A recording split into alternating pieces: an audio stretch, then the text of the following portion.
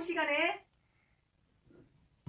설교 제목은 나는 하나님이 영이 거하는 처소다. 저 따라 해보세요. 나는 하나님 영이 거하는 처소다. 내가 누구라고요?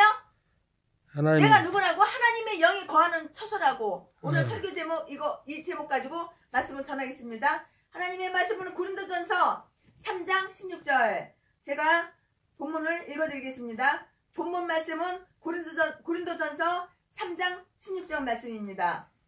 제가 본문 말씀 읽어드리겠습니다. 너희가 하나님의 성전인 것과 하나님의 성령이 너희 안에 거하시는 것을 알지 못하느냐? 17절. 누구든지 하나님의 성전을 더럽히면 하나님이 그 사람을 멸하시리라. 하나님의 성전은 거룩하니 너희도 그러하니라. 하나님께서는 이 콘크리트 건물이 성전이 아니라 내가 바로 하나님의 성전이라고 말씀하셨어요. 하나님은 계속해서 이렇게 말씀하시는 거예요. 내가 너와 함께 하고 싶어. 내가 너와 깊은 교제를 나누고 싶다고. 내가 너와 대화를 나누고 싶다고. 하나님께서는 그렇게 말씀하시면서 임마누엘의 하나님을 드러내셔요. 하나님께서는 우리와 친밀한 관계를 유지하고 싶다고. 하나님 뭘 드러냈다고? 임마누엘 하나님을 드러내셨다고. 임마누엘이라는 뜻이 뭐예요? 하나님은 우리와 함께 하신다. 하나님께서 우리와 함께 계신다는 그 뜻이에요. 이런 장소가 바로 무슨 장소냐면은 지성소입니다. 하나님과 함께하고 하나님과 친밀관계를 유지하고 하나님과 교통하고 하나님과 대화하는 이러한 장소가 바로 이러한 곳이 바로 지성소라고. 성전뜰이 아니라고. 아멘. 우리는 성막뜰에만 있는 것으로 만족하고 있어요. 지성소에 들어가려고 사모하지도 않는다고. 지성소에 들어가려고 애쓰지도 않는다고. 성막뜰에서 예수 믿은 지 30년이 돼도 50년이 돼도 모태신앙이라도 20년이 되고 20년이 돼도 날마다 초신자야. 신학교를 졸업했어도 초신자야. 장로가 되고 권사가 됐어도 초신자야. 성막들에서 종교생활 하는 것만 그것으로 만족하고 있다고. 그러니까는 하나님은 우리에게 능력을 주시기 원하는데 우리는 능력을 못 받아요. 아멘. 하나님께서는 우리에게 음성을 많이 들려주시는데 우리는 하나님의 음성을 듣지를 못해요. 이렇게 하나님 마음과 우리 마음이 너무너무 달라요. 하나님은 내가 너에게 생명의 말씀을 줄 거야. 너가 나의 음성을 들으며 거기에 내 생명이 있고 나의 진리가 있고 너를 살리는 말씀이 있어. 그 음성을 듣고 그 음성을 행해. 하나님은 그렇게 우리에게 말씀하셔요. 그래서 이동식 성막이 없어지고 솔로몬이 성막을 만들어요. 성전에 주님이 계신다고요. 역대하 6장 2절에 보면 내가 주를 위하여 거하실 전을 건축하였사오니 주께서 영원히 거하실 처소다라고 하고 하나님께서 성전에 계시고 하나님의 이름을 성전에 두셨어요. 하나님의 이름을 성전에 두셨다는 그 뜻이 무엇인가요? 임재를 말하는 거예요. 임재를. 하나님의 이름을 성전에 두었다는 말은 하나님의 그 임재를 말씀하시는 거라고. 임재를. 신명기 12장 5절 말씀에 보니까 오직 너희 하나님 여호와께서 자기 이름을 두시려고 너희 모든 지파 중에서 택하신 곳인 그 거하실 곳으로 찾아 나아가서 라고 이렇게 말씀하셨어요. 하나님의 이름을 두신다고. 하나님의 이름을 어디다 두시냐면 성전에다가 하나님의 이름을 두신다고. 그 성전이 뭐라고 그랬어? 내가 바로 성전이라고. 내가 바로 내 몸이 바로 성전이라고. 하나님의 이름을 내 몸에 주셨다고. 하나님의 이름을 주신다는 그 뜻이 임재라고 말씀드렸잖아요, 금방. 이렇게 하나님께서 임재하시는 곳에 그냥 빈손으로 나오면 안 되는 거예요. 좋은 재물, 값 나가는 거, 비싼 거는 지금 집구석에다가 다 싸놓고 통장에 생활비가 넘치고 넘치는데도 교회 올 때는 빈손으로 와. 헌금도 안 가져와. 예물을 가지고 교회로 와야 될 게 아니야. 하나님한테 예배 드리러 오는데 빈손으로 오냐고. 빈손으로 예물을 가지고 와야지. 오늘 예물 가져왔습니까? 네, 거기 예물 갖고 왔으면 내세요. 거기 올려놨어요. 5만원짜리 한 장 밖에 안 가져와? 감사한금 말고 2개밖에 안 올라왔어. 신명기 12장 6절에는 너희 번제와 너희 희생과 너희 11조와 너희 손에 거제와 너희 서원제와 낙헌 예물과 너희 우양에 처음 나온 것들을 너희는 그리로 가져다 드리라고 이렇게 하나님께서 말씀하셨어요. 하나님 앞에 예배를 드리러 나올 때는 빈손 들고 나오는 게 아니라고. 지금 집구석에는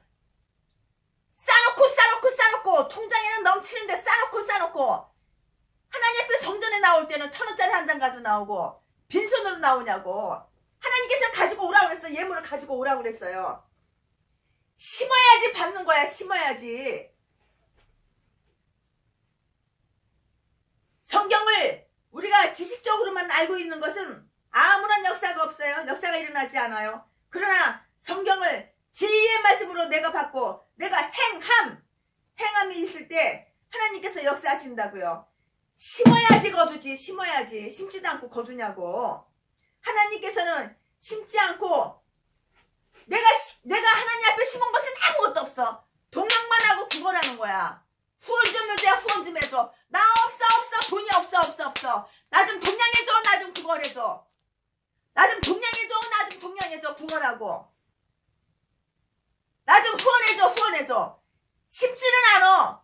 심는 것은 내 새끼 내 핏줄한테만 다 갖다 주고 하나님 앞에는 아무것도 예물도 바치는 건 없고 달라 구걸만 하고 동양만 하고 후원만 해달라고 그러고. 이거 얼마나 악한 인생인지 몰라요. 그러면서 복 받기 원해? 뭐 심어야지 받는 거예요. 심어야지. 어떤 사람은 하루에 수십 번씩 저한테 최순애한테 전화를 해요. 아니 최순애가 뭐 수천억 돈을 찍어내는 기계라도 작동하고 있는지 아나 봐. 그 사람들은. 최순애가 하루에 수천억 원씩 돈을 찍어내는 기계라도 작동하고 있는지 아십니까? 하루에도 수십 번씩 전화가 와. 최순애한테 동양해달라고. 구걸해달라고. 동양해달라고 구걸 전화가 오는 거야. 구걸 전화가. 그럼 그들이 하나님 앞에 심었냐? 하나도 심은 게 없어. 하나님 앞에 올 때 나올 때 그들이 예물 갖고 나왔냐? 지 심으라고 지 새끼들, 지 손주들 유학 보내고, 지 새끼들 유학 보내고, 지 딸년 시집갈 때 집 사주고, 지 아들 새끼 장가갈 때 아파트 사주고, 차 사주고. 그러면서 교회 나올 때는 빈손으로 나오면서 돈이 없다 구걸하고 나한테 돈 달라고 전화가 하루에도 수십 번씩 와요. 제가 하루에 뭐 수천 원씩 찍어내는 기계를 지금 작동 중인지 아세요? 아무한테나 후원하는 게 아니라고. 아무한테나. 그런 악한 인간들한테는 후원을 안 한다고. 마태복음 1장 23절에 보면은 보라 처녀가 잉태하여 아들은 낳을 것이요 그 이름은 임마누엘이라고 그렇게 말씀하셨어요. 하나님께서는 여러분과 함께 하셔요. 그런데 맨날 왜 없어 그러냐고. 맨날 하나님은 임마누엘 하나님이고 하나님은 여러분과 함께 하시는데 왜 맨날 돈 없어. 최순애한테 하루에도 수십 번씩 전화해가지고 구걸 전화를 하냐고. 동양 달라고. 후원해달라고. 후원을 해주면 구령 가지고 아이랑 갖다가 지 아들 새끼 갖다 주고.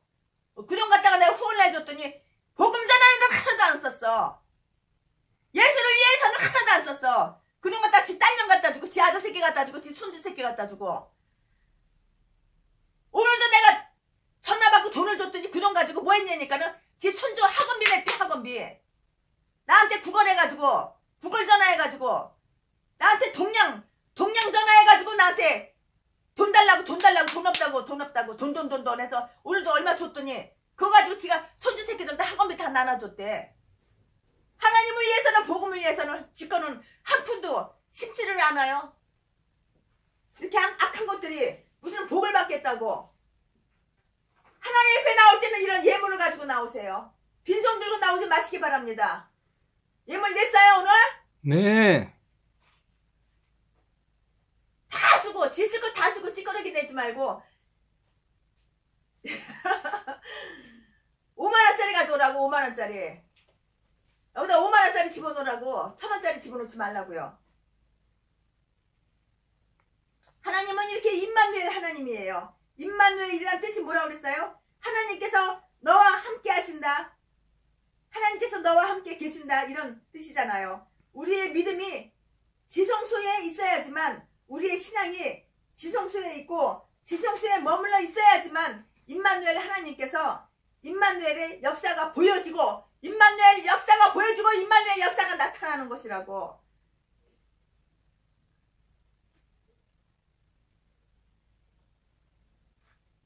고린도전서 3장 16절에 봐봐요. 너희가 하나님의 성전인 것과 하나님의 성령이 너희 안에 거하시는 것을 알지 못하느냐. 내가 좀 전에 본문 말씀 읽어드렸는데 다시 한번 읽어드리는 거예요. 17절 누구든지 하나님의 성전을 더럽히면 하나님의 그 사람을 멸하시리라. 하나님의 성전은 거룩하니 너희도 그러하니라 라고 이렇게 말씀하셨어요. 내가 성전인데, 내가 하나님의 영이 거하시는 성전인데 남을 속여? 내가 성전인데 내가 하나님의 영이 거하시는 처소인데 남에게 거짓말을 시켜? 거룩하게 살지를 못해? 이거는 죄예요. 이러니까는 하나님께서 내가 너에게 양을 맡길 수가 없는 거야. 하나님 그렇게 말씀하셔요. 이러니까는 하나님 일을 할 수가 없는 거라고. 여러분 깨닫고 회개하고 돌아서시기 바랍니다. 하나님께서 임마누엘의 하나님이신데 왜 여러분을 가난하게 하시나요? 깨닫고 돌이키고 회개하라고 하나님께서 가난하게 하시는 거라고.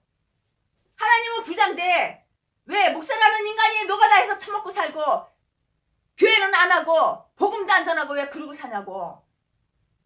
왜 그러냐고. 하나님의 일을 맡길 수가 없는 거야. 하나님의 양을 그 인간한테 맡길 수가 없는 거야.